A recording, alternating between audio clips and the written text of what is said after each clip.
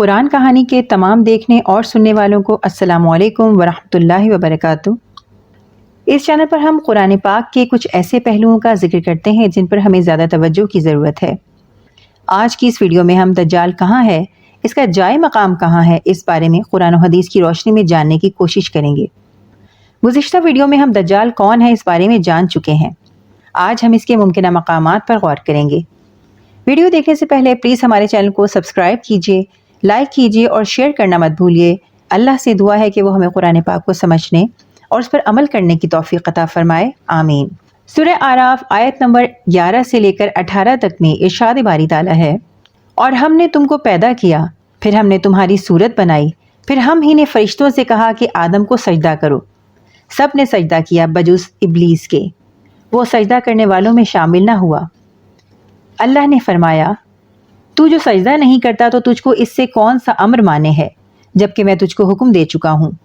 کہنے لگا، میں اس سے بہتر ہوں، آپ نے مجھ کو آگ سے پیدا کیا ہے اور اس کو آپ نے خاک سے پیدا کیا ہے۔ اللہ نے فرمایا، تو آسمان سے اتر جا، تجھ کو کوئی حق حاصل نہیں کہ تو آسمان پہ رہ کر تکبر کرے، سو نکل جا، بے شک تو ذلیلوں میں سے ہے۔ اس نے کہا، مجھے مہلت دیجیے قیامت کے دن تک۔ اللہ نے فرمایا، تجھ کو مہلت دی گئی۔ اس نے کہا، بسبب اس کے کہ آپ نے مجھے گمراہ کیا ہے، میں قسم کھاتا ہوں کہ میں ان کے لیے آپ کی سیدھی راہ میں بیٹھوں گا، پھر ان پر حملہ کروں گا، ان کے آگے سے بھی اور ان کے پیچھے سے بھی، اور ان کی داہنی جانب سے اور ان کی بائیں جانب سے بھی، اور آپ ان میں سے اکثر کو شکر گزار نہ پائیں گے۔ شیطان جنت سے نکال دیے جانے کے بعد مسلسل بنی نو آدم کے لیے فتنے کا باعث ہے۔ ابلیس کا آخری حربہ، آخری ہتھیار اور آخری امید دجال ہے۔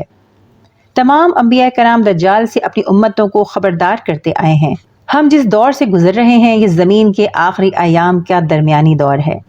ہم اپنی زندگی میں اس قدر غافل ہیں کہ قیامت کی 10 بڑی نشانیوں کے ظہور کی تیاریاں دیکھ نہیں پا رہے ہیں۔ دجال کون ہے اس بارے میں ہم جان چکے ہیں، لیکن دجال کہاں ہے اس بارے میں جاننا ابھی باقی ہے۔ آئیے سب سے پہلے ہم سنن ابی داؤد حدیث نمبر 4316 پر غور کرتے ہیں۔ حضرت فاطمہ بنت قیس رضی اللہ تعالی عنہا سے مروی ہے کہ میں نے رسول اللہ صلی اللہ علیہ وآلہ وسلم کے منادی کو پکارتے سنا، لوگوں نماز کے لیے جمع ہو جاؤ، تو میں نکلی اور جا کر رسول کریم صلی اللہ علیہ وآلہ وسلم کے ساتھ نماز ادا کی۔ پھر جب آپ نماز ادا کر چکے تو ہنستے ہوئے ممبر پر جا بیٹھے اور فرمایا، ہر شخص اپنی جگہ بیٹھا رہے۔ پھر فرمایا، کیا تمہیں معلوم ہے کہ میں نے تمہیں کیوں اکٹھا کیا ہے؟ لوگوں نے عرض کیا، اللہ اور اس کا رسول زیادہ جانتے ہیں۔ آپ نے فرمایا، میں نے تمہیں جہنم سے ڈرانے اور جنت کا شوق دلانے کے لیے اکٹھا نہیں کیا، بلکہ میں نے تمہیں یہ بتانے کے لیے اکٹھا کیا ہے کہ تمیم داری جو ایک نصرانی شخص تھے آ کر مجھ سے بیعت کی ہے اور اسلام لے آئے ہیں۔ انہوں نے مجھ سے ایک واقعہ بیان کیا ہے جو اس بات کے مطابق ہے جو میں نے تمہیں دجال کے متعلق بتائی ہے۔ انہوں نے مجھ سے بیان کیا ہے کہ وہ ایک سمندری کشتی پر سوار ہوئے، ان کے ہمراہ قبیلہ لخم اور جزام کے 30 آدمی بھی تھے۔ پورے 1 مہینہ بھر سمندر کی لہریں ان کے ساتھ کھیلتی رہیں۔ پھر سورج ڈوبتے وقت وہ ایک جزیرے کے پاس جا لگے، وہاں سے چھوٹی چھوٹی کشتیوں میں بیٹھ کر جزیرے میں داخل ہوئے۔ وہاں انہیں ایک لمبی دم اور زیادہ بالوں والا ایک دابا یعنی جانور ملا۔ لوگوں نے اس سے کہا، کم وقت تو کیا چیز ہے؟ اس نے جواب دیا، میں جساسہ ہوں۔ تم اس شخص کے پاس جاؤ جو اس کے گھر میں موجود ہے، وہ تمہاری خبروں کا بہت مشتاق ہے۔ جب ہم اس جانور سے ڈرے کہ کہیں یہ شیطان نہ ہو، پھر ہم وہاں سے بھاگے اور اس گھر میں پہنچے تو کیا دیکھتے ہیں کہ ایک عظیم الجثہ اور انتہائی طاقتور انسان ہے کہ اس جیسا انسان ہم نے کبھی نہیں دیکھا، جو بیڑیوں میں جکڑا ہوا ہے اور اس کے دونوں ہاتھ گردن سے بندھے ہوئے ہیں۔ پھر ان سے بیسان کے باغ، بحیرہ تبریہ اور زغر کے چشمے کا حال دریافت کیا، اور پھر نبی امی کے متعلق دریافت کیا۔ پھر اس نے اپنے متعلق بتایا کہ میں مسیح دجال ہوں اور قریب ہے کہ مجھے نکلنے کی اجازت دے دی جائے۔ نبی اکرم صلی اللہ علیہ وآلہ وسلم نے فرمایا، وہ شام کے سمندر میں ہے یا یمن کے سمندر میں ہے؟ پھر آپ نے فرمایا، نہیں بلکہ مشرق کے سمت میں ہے، اور آپ نے اپنے ہاتھ سے 2 بار مشرق کی جانب اشارہ کیا۔ فاطمہ کہتی ہیں، یہ حدیث میں نے رسول اللہ سے سن کر یاد کر لی ہے۔ اسی مضمون کی مزید طویل حدیث صحیح مسلم میں بھی موجود ہے۔ اس حدیث میں بیان کردہ شام کا سمندر بحیرہ روم ہے اور یمن کا سمندر بحر عرب ہے۔ اب جزیرۃ العرب سے اگر مشرق کی جانب دیکھا جائے تو 2 جگہیں ایسی ہیں جنہیں مغرب کے عیسائیوں کے ہاں بھی شیطانی سمندر، شیطانی جزیرے یا جہنم کا دروازہ کہا جاتا ہے۔ اور غور طلب بات یہ ہے کہ دونوں کا آخری سرا امریکہ سے جا ملتا ہے۔ بحر الکاہل کے پار امریکہ ہے۔ امریکہ کے قریب سمندر میں ایک ایسا تکونی خطہ ہے جس کے متعلق عجیب و غریب قصے کہانیاں مشہور ہیں۔ ان میں حقیقت یہ ہے کہ یہ شیطانی تکون ہے۔ تکون کس فرقے کا مخصوص نشان ہے اور کس ملک کے نوٹ پر احرام کی تکون کی تصویر چھپی ہوئی ہے، اس پر ضرور نظر ڈالیے۔ بہرحال سب سے پہلے ہم ان شیطانی سمندر پر غور کرتے ہیں۔ یہ برمودا ٹرائنگل کے نام سے جانا جاتا ہے۔ برمودا بحر اوقیانوس یعنی اٹلانٹک اوشین کے کل 300 جزیروں پر مشتمل علاقہ ہے، جن میں اکثر غیر آباد ہیں۔ صرف 20 جزیروں پر انسان آباد ہیں، وہ بھی بہت کم تعداد میں ہیں۔ یہاں جو علاقہ خطرناک مانا جاتا ہے اس کو برمودا تکون کہا جاتا ہے۔ اس تکون کا کل رقبہ 11,40,000 مربع کلومیٹر ہے۔ اس کا شمالی سرا جزائر برمودا اور جنوب مشرقی سرا پورٹو ریکو اور جنوب مغربی سرا میامی فلوریڈا میں بنتا ہے۔ فلوریڈا جس کے معنی ہیں اس خدا کا شہر جس کا انتظار کیا جا رہا ہے، اس کے دوسرے معنی ہیں وہ خدا جس کا انتظار کیا جا رہا ہے۔ برمودا تکون کا مخصوص علاقہ مکمل پانی پر مشتمل ہے۔ اس نام کے بارے میں یہ مشہور ہے کہ پہلی بار اس علاقے کے لیے برمودا تکون کا نام 1945 میں ایک پریس کانفرنس کے دوران اس وقت استعمال کیا گیا جب اس علاقے میں کچھ طیارے غائب ہوئے۔ اس سے پہلے بھی اس علاقے میں بہت سے حادثات ہوتے رہے ہیں۔ پہلے اسے برمودا تکون کے بجائے شیطانی جزیرہ کہا جاتا تھا۔ کرسٹوفر کولمبس جب اپنے سیاحتی سفر کے دوران 1498 میں اس علاقے سے گزرا تو اس نے بھی یہاں کچھ عجیب و غریب مشاہدات کیے، جیسے آگ کے گولوں کا سمندر میں داخل ہو جانا، اس علاقے میں کمپاس یعنی قطب نما میں بغیر کسی ظاہری وجہ کے خراب ہو جانا۔ غور کرنے کی بات یہ ہے کہ کرسٹوفر کولمبس کے سفر کو بھی 500 سال سے زیادہ کا عرصہ گزر چکا ہے، لیکن اس علاقے کی پراسراریت تاحال حل نہیں ہو سکی۔ یہاں بہت سے بحری جہاز اپنے عملے اور مسافروں سمیت غائب ہوئے، جن میں سے بہت سے واقعات مشہور ہو کر زبان زد عام بھی ہوئے۔ یہاں سے گزرنے والے بہت سے بحری جہاز اور بڑی کشتیوں میں موجود ہزاروں لوگ اور عملہ اس علاقے کی پراسراریت کے گواہ ہیں۔ اس علاقے میں اڑن تشتریوں کو بھی اڑتے ہوئے دیکھا گیا ہے، پانی کے اندر اور پانی کے اوپر بغیر کسی رکاوٹ کے سفر کرتے ہوئے دیکھا گیا ہے۔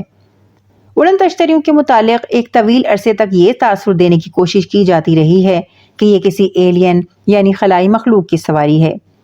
ابتدا میں اڑن تشتریوں کی حقیقت کو چھپانے کے لیے خفیہ قوتوں کی جانب سے پروپیگنڈا کیا جاتا رہا ہے کہ اڑن تشتریوں کو دیکھنے والے فینٹیسی پرونس یعنی وہمی ہیں، لیکن جب تواتر کے ساتھ بہت سے لوگوں نے اس بارے میں بات کی تب انہی خفیہ قوتوں کی جانب سے اسے خلائی مخلوق کا نام دے دیا گیا۔ اس بارے میں تحقیق کرنے والوں کو موت کی نیند سلا دیا گیا۔ بہت سے لوگ اڑن تشتریوں یعنی UFOs کو وائٹ ہاؤس کے اوپر بھی محو پرواز دیکھ چکے ہیں۔ اسی لیے غیر جانبدار محققین کو اس بات کا یقین ہے کہ ان کے بارے میں ایسا کچھ ضرور ہے جس کو امریکہ میں موجود انتہائی طاقتور لیکن خفیہ ہاتھ دنیا والوں سے پوشیدہ رکھنا چاہتا ہے۔ یہی وجہ ہے کہ ڈاکٹر جیسوب جو برمودا کی حقیقت جاننے میں کامیاب ہو گئے تھے پراسرار طور پر قتل کر دیا گیا۔ ان کی اس تحقیق کو ایک اور بڑے سائنسدان جیمز میک ڈونلڈ نے آگے بڑھانا چاہا، لیکن 13 جون 1971 کو ان کے سر میں گولی مار کر ان کو بھی راستے سے ہٹا دیا گیا۔ سرکاری اعلان خودکشی کے بارے میں کیا گیا۔ اسی جرم کی پاداش میں ایک اور سائنسدان روب پالمر کو زندہ ہی بحر احمر میں ڈبو دیا گیا۔ تمام امریکی صدور اس بارے میں تحقیق کے لیے وعدے کرتے آئے ہیں، لیکن کوئی بھی اس تحقیق کو مکمل نہ کروا سکا۔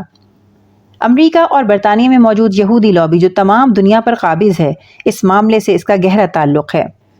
صحیح بخاری کی حدیث 7093 اور صحیح مسلم کی حدیث 7292 میں ابن عمر رضی اللہ تعالیٰ عنہ سے روایت ہے کہ انہوں نے نبی کریم صلی اللہ علیہ وآلہ وسلم سے سنا، آپ مشرق کی طرف رخ کیے ہوئے تھے اور فرما رہے تھے، آگاہ ہو جاؤ، فتنہ اس طرف ہے جدھر سے شیطان کا سینگ طلوع ہوتا ہے۔ زمین چونکہ گول ہے، اسی لیے اگر دجال کے مقام کو مبہم رکھنے کے لیے مشرق کی طرف اشارہ کیا جائے، جو کہ آگے جا کر بہرحال گول ہونے کی وجہ سے مغرب تک پہنچے گا، تو یہ اس حدیث کی ایک ممکنہ تعویل ہو سکتی ہے۔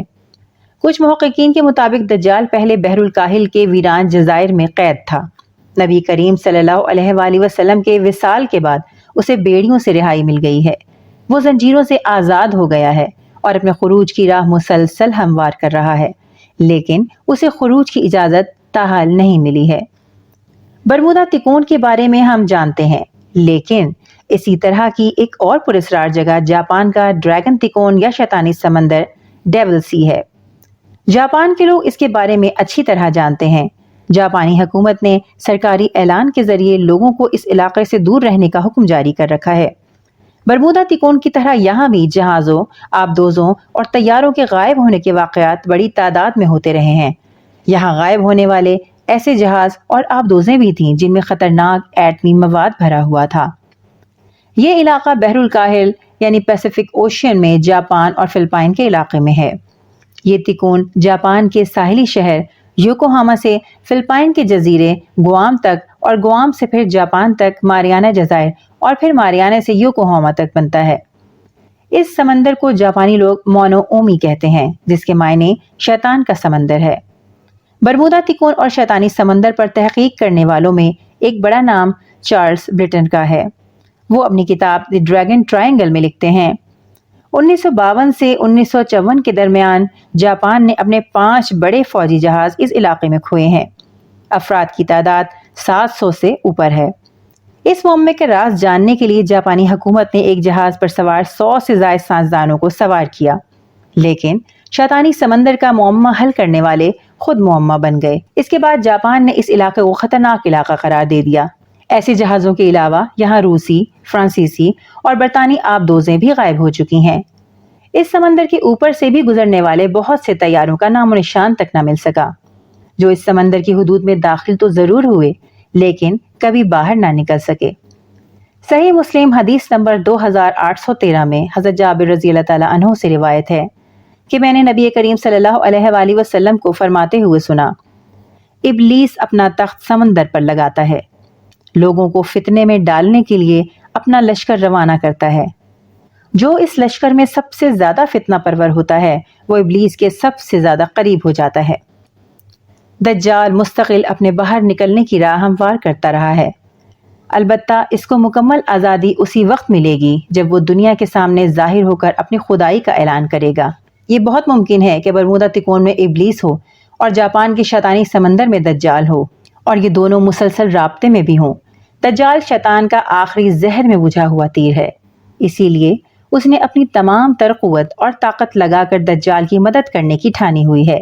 اس لیے اپنی اور اپنے پیاروں کی ذہن سازی کے لیے ابن آدم کو بھی چوکس ہو کر اور موجودہ حالات اور واقعات کو مد نظر رکھتے ہوئے میدان میں اترنا پڑے گا، تاکہ نبی کریم صلی اللہ علیہ وآلہ وسلم کی سنت پر عمل کرتے ہوئے ہم دجال کے فتنے سے محفوظ رہیں۔